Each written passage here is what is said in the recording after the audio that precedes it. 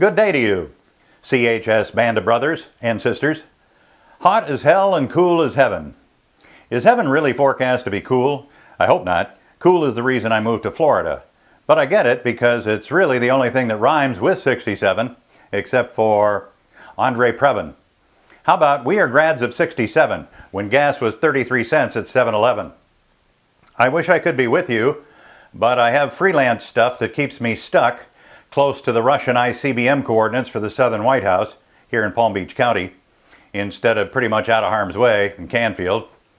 But I join with you in congratulating ourselves for having ridden the planet for 50 circuits of the sun since the day we all removed our flat hats, which is some considerable distance. If it was a straight line instead of a circle, we have traveled more than 29 billion miles, 9 times farther than the distance to Pluto, which I doubt you will fact check since Mr. Weiss gave most of us C's, except for Bixler. I've traveled some distance myself. I've moved a lot and have moved boxes from one closet to another closet, and I looked inside one of those boxes a couple of months ago and I found some things that may or may not be related to this event, like my draft notice from Selective Service, and the program for Dirty Work at the Crossroads, and this picture from Dirty Work at the Crossroads, and this pile of questionnaires all the seniors got before graduation. What's your favorite memory? What do you bequeath to the class of 1968? Who was most likely to succeed? Now, these are relevant and meaningful questions that would be something to consider and to contemplate at length, so as to produce the most personal and genuine result.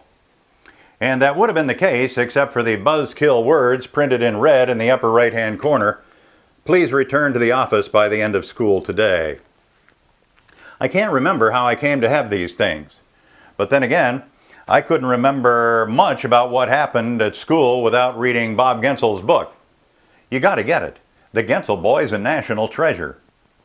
My memory these days is less like a steel trap and more like one of those nets the fishing fleet uses with holes big enough to let the dolphins out. Anyway, this form asks for a recounting of any interesting anecdotes. And in my estimation, this one written by Pete Glacier qualifies. At the old barn, Tom Sherman had too much to drink and began vomiting on the stage. Ron Loopy and I had to carry him out the back door to get away from the cops. The police ran after us. Tom lost one of his shoes, and both of us dropped him to get the shoe. Tom spent the rest of the night sitting at the Boardman police station. Now see, as a career journalist, I call this concise and descriptive news reporting. There was drama, suspense, and at the end, the greater good was achieved. With all due respect, Tom. Oh, and I have to thank Pete Glacier for voting for me as funniest. Here's another recollection by Steve Betos, who writes, I remember when Ralph Perico, Tony Belfast, Bob Appleman, Bill Kerwin, and I were still drinking strong at 3:30 in the morning. Bill and I fell asleep around 5:30 in the morning while Appleman was vomiting all over the bathroom. We were all so sick all day Sunday and too sick Monday to come to school. Of course, high school memories weren't all vomit-related. Leo Becker writes of witnessing a boy nailed inside a cedar chest in woodshop and seeing the same movie 3 days in a row in the same class. Garrett Cox, for whom the Senior Breakfast Wally Awards were named, for reasons I cannot resurrect, remembered the time when 23 seniors went to find Organ Grinders Hill between Leetonia and Franklin Square. He writes, they were scared out of their wits by each other. The police picked them up 4 times, and in one night they had 6 flat tires. Good times. Donna Forney didn't so much have an anecdote as she rather posed a question. Why did Jack Vaughn pass out one morning? This question has apparently lingered for a half-century unanswered, which returns us to alcohol-related reminiscences such as this one by Larry Hall, who writes, my most fondest memory is falling over the banister at Bruce's Christmas party and being knocked around by Dan Grove and Busty. Busty taking a shower and going home, and Leonard being taken home, and the next morning cleaning the house. Oh boy, was that fun. And Paul tucking Tom and I in the night before, and Dave Homerodi sleeping the night with both arms passionately wrapped around the toilet bowl. And some of the compelling drama to be harvested from the class memoirs dealt with affairs of the heart. Leila Coop cited as her fondest memory, quoting, "The day Roger Zwingler ended our romance by spitting on my head in 5th grade."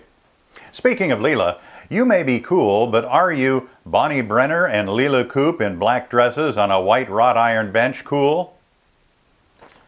And Bill Mahoney recounted this event in his words, "I think that the time Jack Vaughn got caught over at the Carousel Teen Club by 2 different girls he was going with and neither would talk with him was one of the funniest things ever to happen," close quote.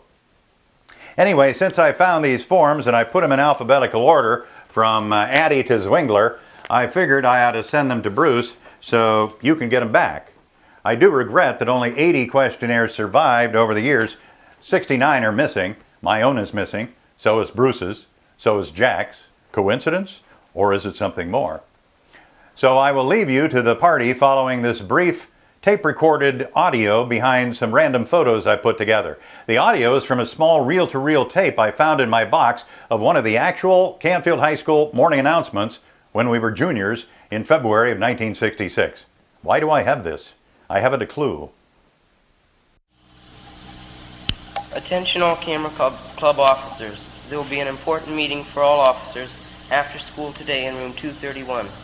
This meeting will last until about 4:15, and we will discuss the possibility of a new camera room. Remember, room 231 after school for all Camera Club officers. It is imperative that you attend. Signed, Mr. Bishop. The high school youth group of the Presbyterian Church in Canfield will be sponsoring a swim party on February 28th. It will last from 8 to 9 o'clock and will cost you and your friends a mere $1. Transportation will be provided to and from the YWCA. Refreshments will be served at the church later. So bring all your friends and we'll have a riot. Don't forget, February 28th from 8 to 9 o'clock. Everyone knows that traditionally the junior class has a play every year. This year we presented Arsenic and Old Lace, the proceeds of which are going to go toward the spring prom. This year, to make the prom more spectacular than any in the past, we want to take on an additional money-making project. The junior class has thought of the most original idea. We are going to have a dance. We have invested in a band for the evening, the Uncalled For, whom most of you are familiar with. The dance will be held in the old gym February 24th, a Friday, from 8 to 12. The price will be 50 cents a person. Dress informally. CHS Dramatic Club will sponsor the movie Cape Fear, the night of the high school, Friday night, in the high school auditorium at 8 o'clock. The public is invited. There's been very poor attendance at these movies, and we have decided to end the showing these films if the attendance isn't improved. Remember, 8 o'clock this coming Friday night. Good morning. There will be a Camera Club meeting tonight at the school at 7 o'clock. It will take place in 231 Study Hall. All students which are members are required to attend. Projects will be discussed, as well as a possible field trip. There will be a short film on film processing, which has been generously donated to us by the Kodak Company, which should be most interesting. Mr. Bishop will supplement the film afterwards with a short talk. A tentative schedule will be drawn up by members and approved for the darkroom staff. All members should have dues paid tonight. On Friday, there will be an assembly during the zero period. All students 9 through 12 who have paid 15 cents will report to the assembly with their homeroom. The assembly will feature magic tricks by a well-known professional magician, Irving Stone. Those who are going to attend should have their money paid to their homeroom representative either today or tomorrow. All students not wishing to attend should bring books and report to room 230 for a study period. Today at 2:15, there will be a pep assembly in the high school auditorium. It will take place during the last half of the 8th period, which will be omitted because of the assembly. All grades 9 through 12 should attend and should cheer. The school colors contest will be awarded a prize at the assembly. All students should be there and cheering because of the game Friday night at North Lima. This game will be our last away game of the season and will be our third straight win in a row if you are there cheering. Thank you.